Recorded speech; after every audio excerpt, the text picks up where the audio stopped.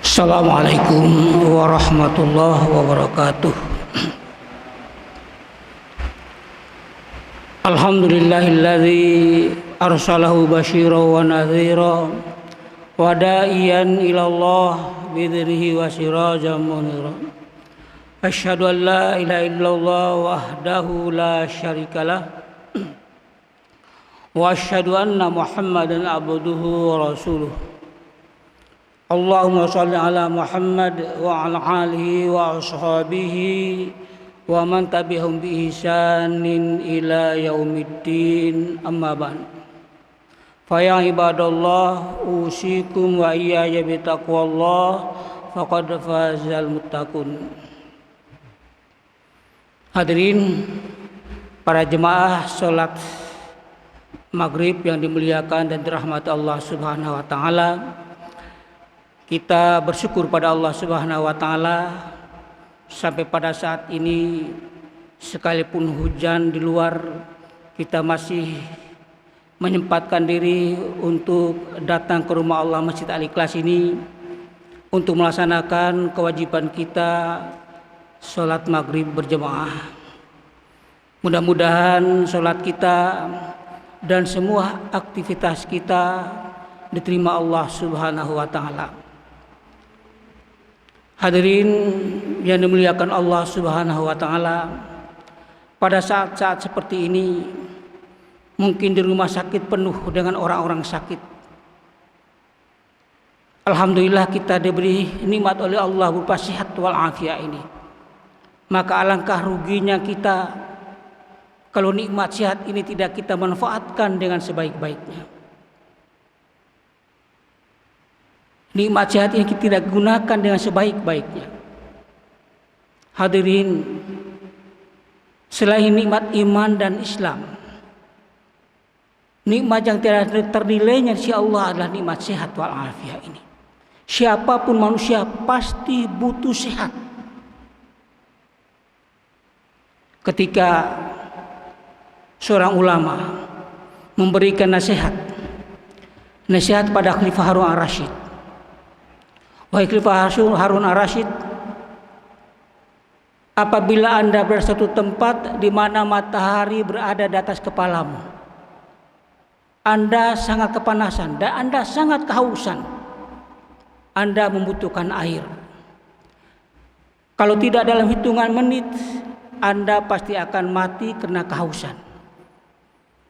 Tetapi tiba-tiba datanglah seorang musafir.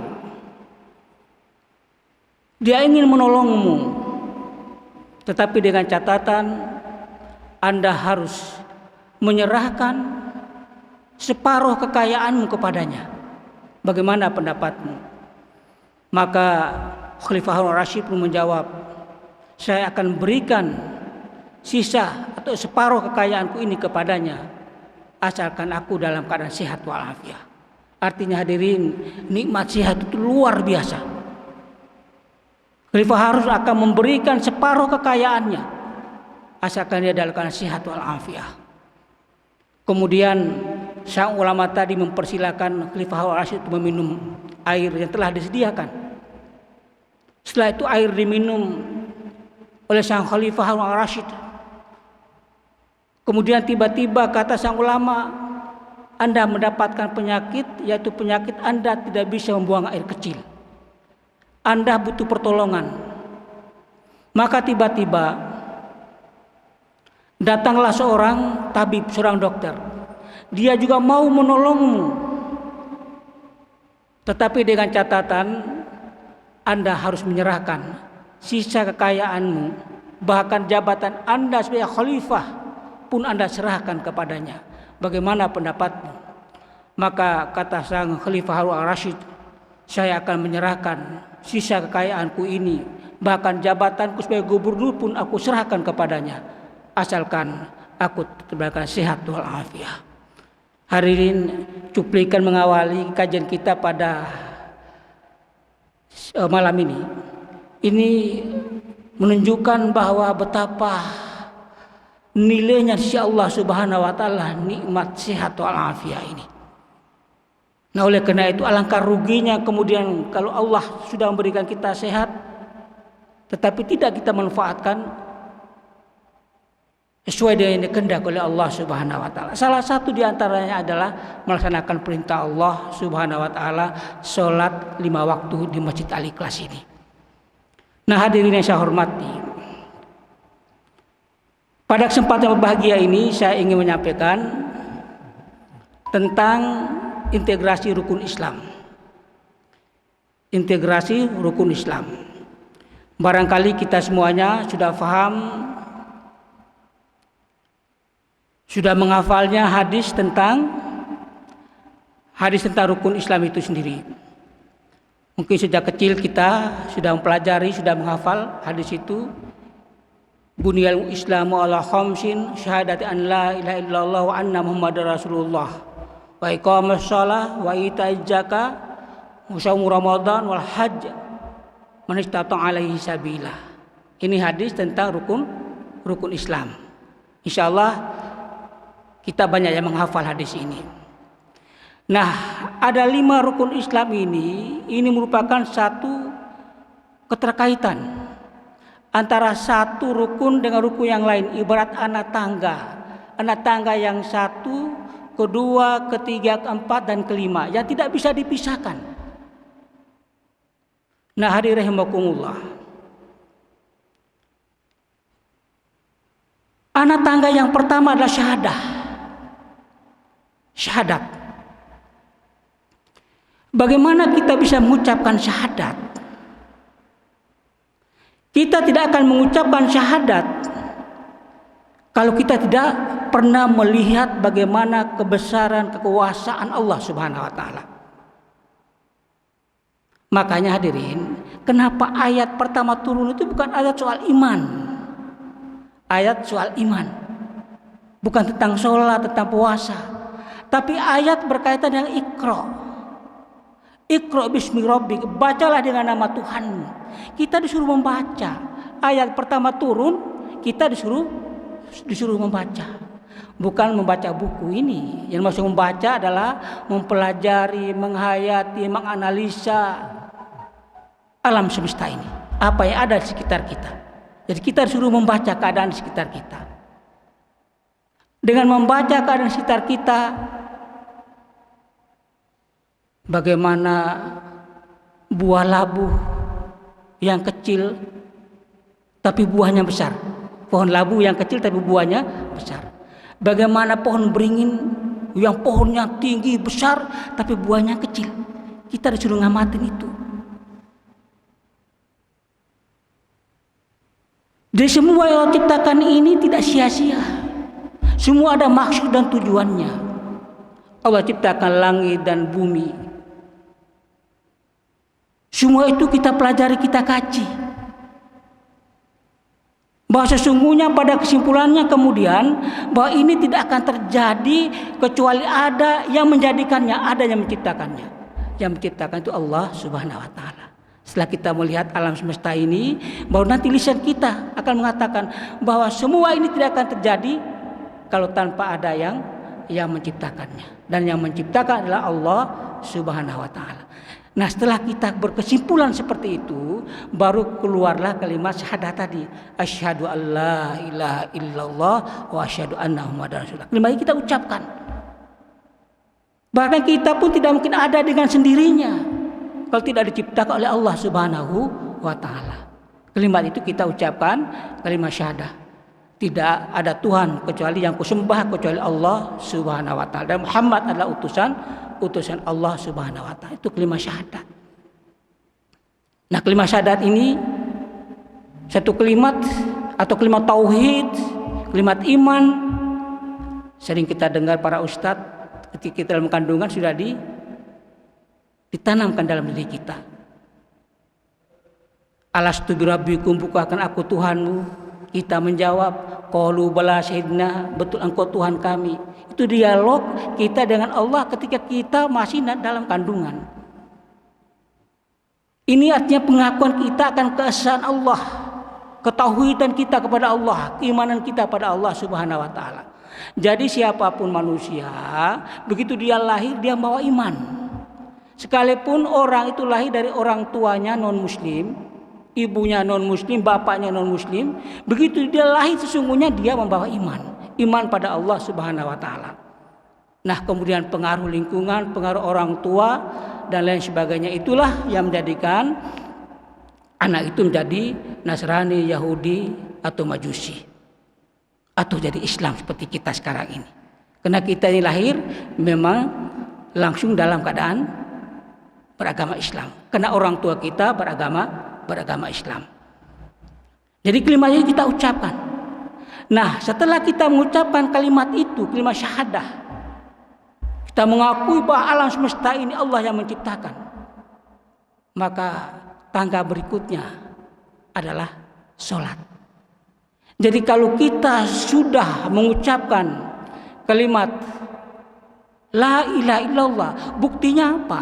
Harus ada buktinya. Orang kalau sudah bertauhidkan Allah, maka buktinya adalah mendirikan sholat. Ini buktinya. Jadi kita ini melaksanakan sholat karena kita sudah bertauhidkan kepada Allah Subhanahu wa taala. Kita telah beriman kepada Allah Subhanahu wa taala. Maka amalan yang pertama kali yang menunjukkan bahwa kita telah mengucapkan syahadah adalah amalan ibadah sholat. Ibadah sholat. Hadirin yang saya hormati, karena sholat ini adalah bagaimana kita berinteraksi dengan Allah Subhanahu wa taala. Bagaimana kita beraudiensi, berdialog dengan Allah Subhanahu wa taala. Maka ada hadis panjang yang sudah sering kita dengar, ketika kita sholat itu kan kita berdialog dengan Allah. Kita berbicara dengan Allah. Hadisnya cukup panjang. Ya, ketika kita mengatakan fa idza qala 'abdu alhamdulillahirabbil alamin, maka kemudian Allah menjawab, qala Allah hamadani abdi. Nah, ketika kita mengucapkan wa idza qala al-'abdu ar-rahmanir rahim, maka Allah pun menjawab athara alayya abadi. Kemudian ketika kita mengucapkan maliki yaumiddin, maka Allah pun menjawab majjadani abadi. Ketika kita mengucapkan iyyaka na'budu wa iyyaka nasta'in, maka Allah pun menjawab ucapan kita hadza baini wa baina abdi wa li abdi. Dan ketika kita mengucapkan ihdinas siratal mustaqim siratal ladzina an'amta 'alaihim ghairil maghdubi 'alaihim waladdallin, maka Allah pun mengucapkan pada kita hadza li abdi wa li abdi ma sa'ala. Yang artinya aku bagi sholat antaraku dan hambaku menjadi dua bagian, dan bagi hambaku apa yang dimintanya. Apabila hamba mengucapkan segala puji bagi Allah, Tuhan sekalian alam, maka Allah menjawab hambaku telah memujiku. Dan apabila hamba mengucapkan Tuhan yang Maha Pengasih lagi Maha Penyayang Ar-Rahmanir Rahim, maka Allah pun menjawab hambaku telah menyanjungku. Dan apabila hamba mengucapkan Malik Yaumiddin yang merajai hari kemudian, maka Allah pun menjawab hambaku telah memuliakan aku. Dan apabila hamba mengucapkan engkau saja yang kami sembah dan engkau saja yang kami mintai pertolongan, maka Allah pun menjawab ini seperdua untukku dan seperdua lagi untuk hambaku, dan bagi hambaku apa yang dia minta. Apabila hamba mengucapkan mohon ampun, mohon kami diberi tunjuk jalan yang lurus, yaitu jalan orang-orang yang telah engkau beri nikmat, bukan jalan orang-orang yang dimurkai, dimarahi, dan bukan pula jalan orang-orang yang sesat, maka kemudian Allah menjawab ini semua untuk hambaku dan bagi hambaku apa yang dia minta. Dan ini hadis ini yang makanya ada yang mengkritik kalau imam supaya jangan nyambung gitu Pak ya. Ada yang seperti itu. Sebaiknya bacanya per ayat-ayat. Alhamdulillahirabbil alamin. Ar-Rahmanirrahim. Jadi pelan-pelan, satu ayat. Karena ada jawabannya. Setiap ayat kita baca ada jawabannya. Bukan berarti bahwa kalau misalnya ada orang membaca dia sambung, itu tidak dibenarkan atau tidak sah. Sekali lagi bukan. Tidak apa-apa kalau dia membaca seperti itu. Tapi alangkah baiknya kalau sesuai dengan hadis ini dia harus membaca per ayat, karena setiap ayat yang kita baca pasti akan dijawab oleh Allah Subhanahu wa taala. Nah, hadirin rahimakumullah. Ketika kita melaksanakan sholat itu kan diawali bukan dengan niat Pak ya. Kalau kita mendefinisikan sholat itu apa? Sholat itu suatu perbuatan yang diawali dengan takbiratul ihram, bukan dengan niat. Takbiratul ihram dan diakhiri dengan mengucapkan salam. Itu sholat. Jadi ketika kita takbiratul ihram, itu artinya kita sudah masuk wilayah sholat. Kita tidak boleh berbicara dengan orang dan samping kiri kanan kita, karena kita sudah takbiratul ihram. Haram hukumnya melihat ke atas, melihat ke belakang, melihat kemanapun, kecuali melihat ke tempat sujud. Itu artinya kalau kita sudah takbiratul ihram. Bapak-bapak, kalau kita sudah umroh atau haji misalnya, kalau sudah berpakaian ihram juga Pak ya. Kalau sholat namanya takbiratul ihram. Kalau orang haji atau orang umroh pakai pakaian ihram. Kalau sudah ihram, maka haram hukumnya untuk melakukan sesuatu yang dilarang oleh Allah Subhanahu wa taala. Kalau dia sudah berpakaian ihram, misalnya tidak boleh mengunci orang lain, tidak boleh berkata-kata kotor, tidak boleh membunuh binatang dan lain sebagainya, apalagi membunuh manusia. Semuanya dilarang oleh Allah Subhanahu wa taala ketika kita sudah berpakaian ihram.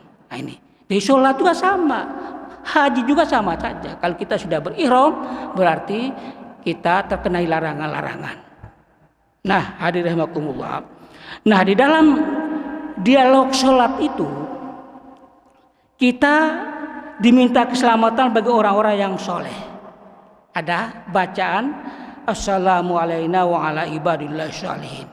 Nah, kita memohon pada Allah, mohon keselamatan untuk orang-orang yang soleh. Itu kita baca dalam sholat.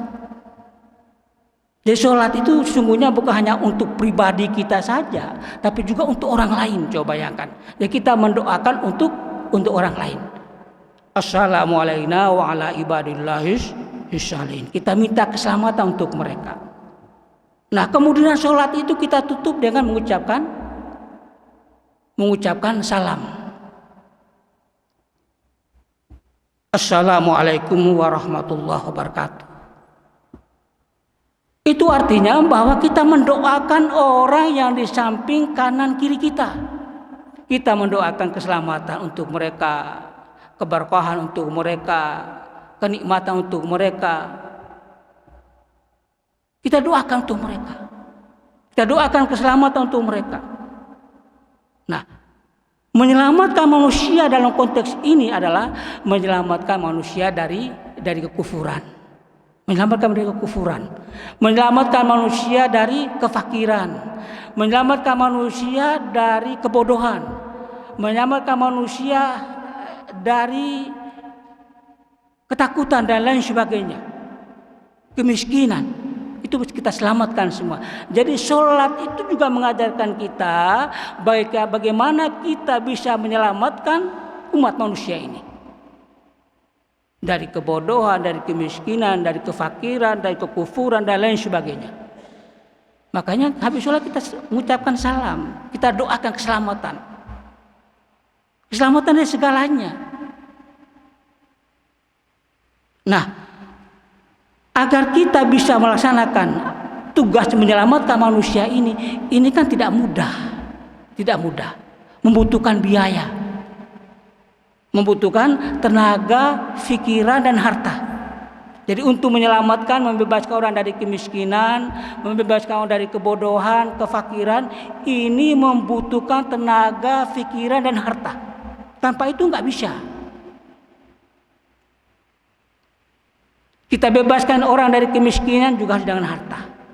Kita bebaskan orang dari kebodohan juga harus dengan harta. Di sini pentingnya harta. Maka tangga yang berikutnya setelah sholat itu apa? Zakat. Nah, zakat ini tangga berikutnya. Harta, zakat, infak, sedekah adalah dalam rangka untuk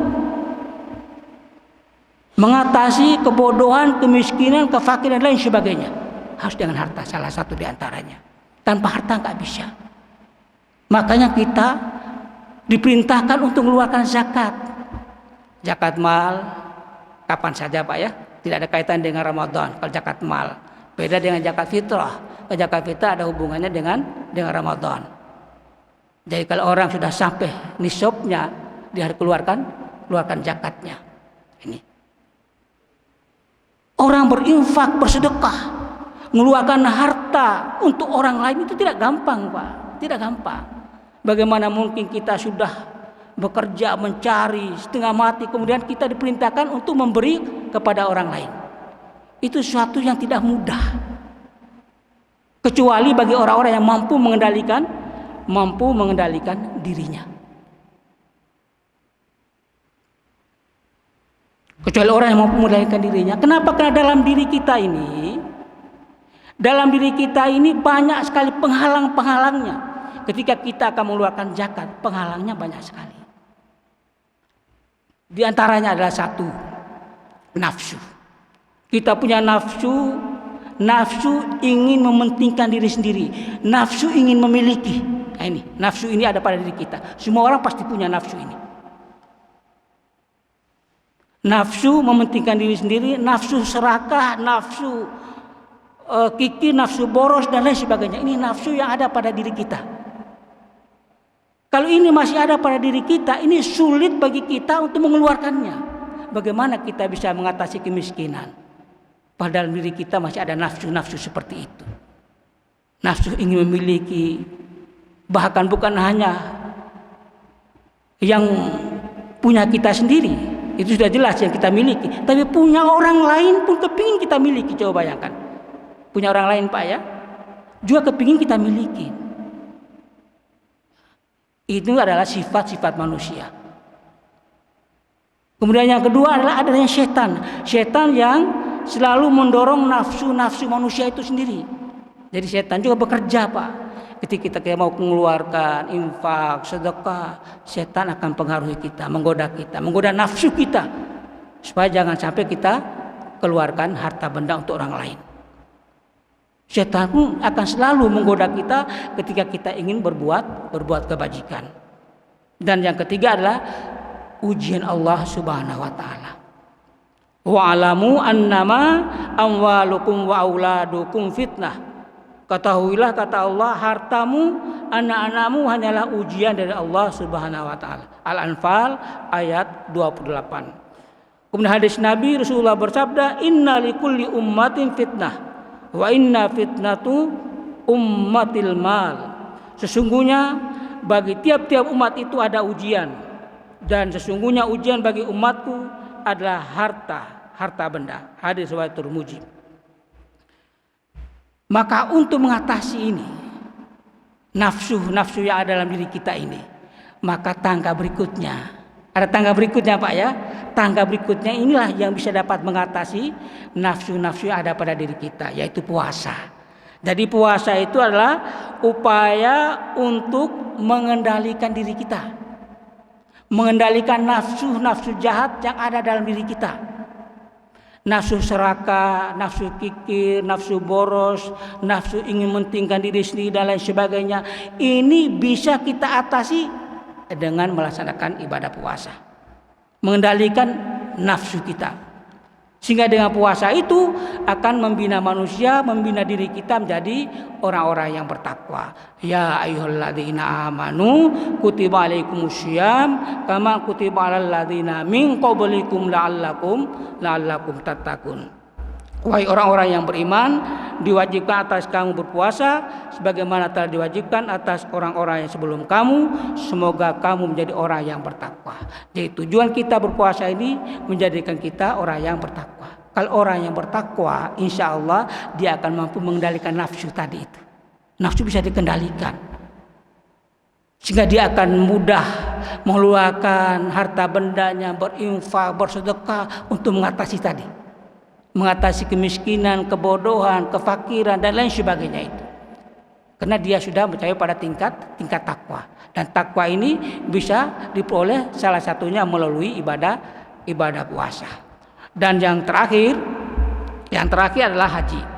Dan haji ini adalah untuk penyempurnaan pembinaan manusia agar menjadi seorang muslim yang sempurna. Nah, untuk melaksanakan haji, orang harus mengorbankan tenaga, pikiran, perasaan, waktu, dan harta, serta menahan derita waktu berangkat, waktu melaksanakan, dan juga waktu pulang. Ini adalah tujuan daripada ibadah. Jadi haji adalah untuk kesempurnaan pembinaan manusia dengan rukun Islam ini.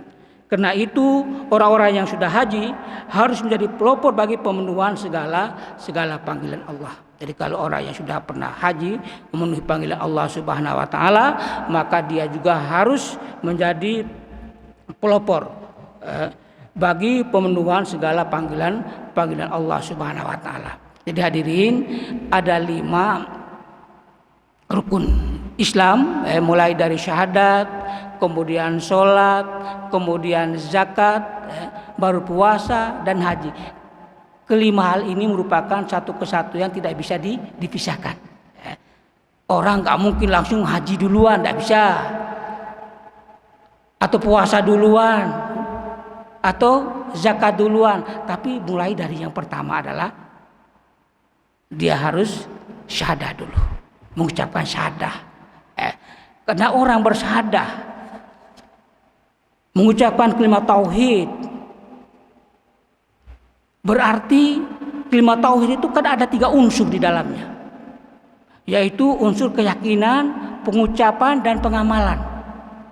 Jadi tauhid itu ada 3 unsur yang terkandung di dalamnya, yaitu pertama keyakinan, yakin dalam hati kita.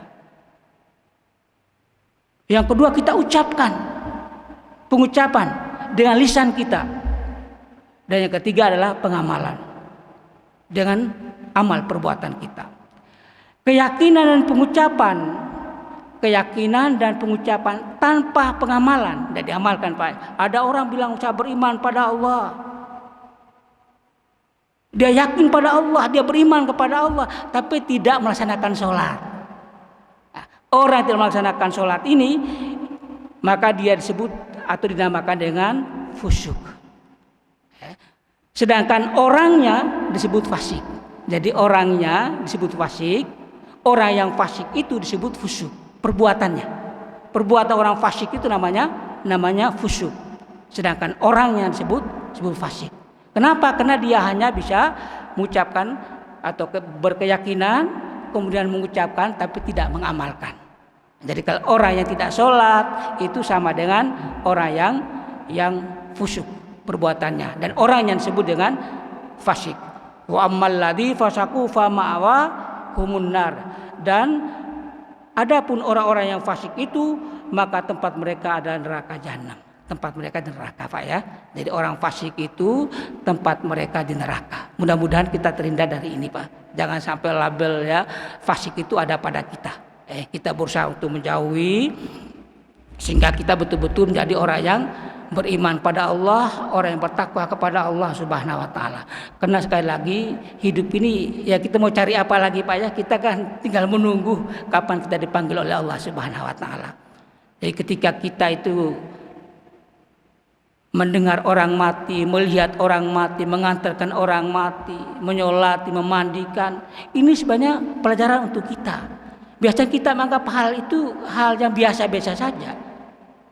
Tapi harus dijadikan iktibar pelajaran apa yang bisa kita ambil dari peristiwa kematian ini. Sesungguhnya bahwa kita juga suatu saat akan mengalami hal yang sama. Kita pasti akan dimandikan orang. Pasti akan dimandiin. Kita nggak mungkin mandi sendiri. Kita pun akan dikafani.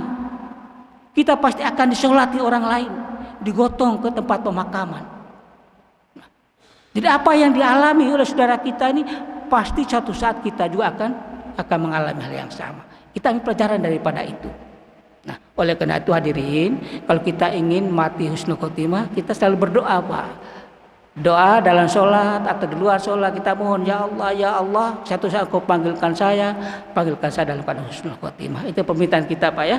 Kenapa artinya hadirin, kita punya segala-galanya di dunia ini, punya itu, tetapi kalau mati jauh dari husnul khotimah, mati termasuk su'ul khotimah. Naudzubillahi min dzalik. Apa yang kita miliki tidak ada gunanya. Nah, oleh karena itu, apa yang ada pada kita mari kita jadikan alat sarana untuk membantu kita nanti, baik di alam barzah maupun di alam akhirat kelak. Demikian Bapak sekalian, mungkin ada yang perlu kita diskusikan, disilakan Pak. Mungkin sisa 5 menit, berapa menit ini?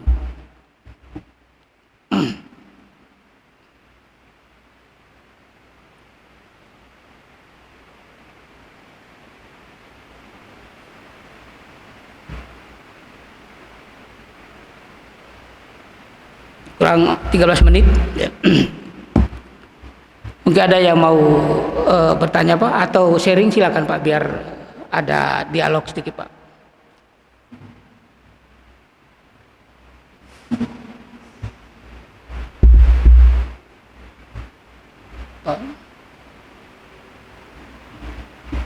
Mungkin untuk menambah materi kajian kita.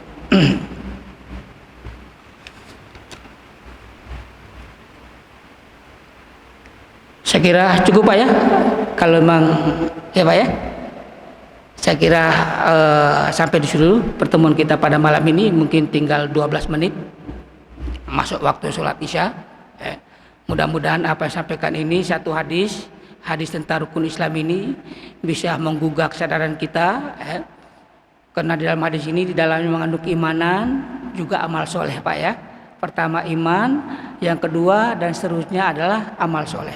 Iman dan amal soleh inilah yang bisa mengantar kita untuk masuk surganya Allah Subhanahu wa Ta'ala. Orang hanya iman saja tanpa beramal soleh tidak ada gunanya. Atau sebaliknya, dia beramal baik, selalu berbuat baik pada orang lain, tapi tidak punya iman, juga nonsen. Tidak ada gunanya hidupnya ini. Dua-duanya harus ada, iman dan amal soleh. Demikian hadirin Bapak yang saya hormati, mudah-mudahan kajian kita pada kesempatan ini ada manfaatnya. Lebih kurang mohon maaf. Saya akhiri kajian ini dengan mengucapkan subhanakallahumma wa bihamdika asyhadu an la ilaha illa anta astaghfiruka wa atubu ilaik. Lebih kurang mohon maaf. Wassalamualaikum warahmatullahi wabarakatuh.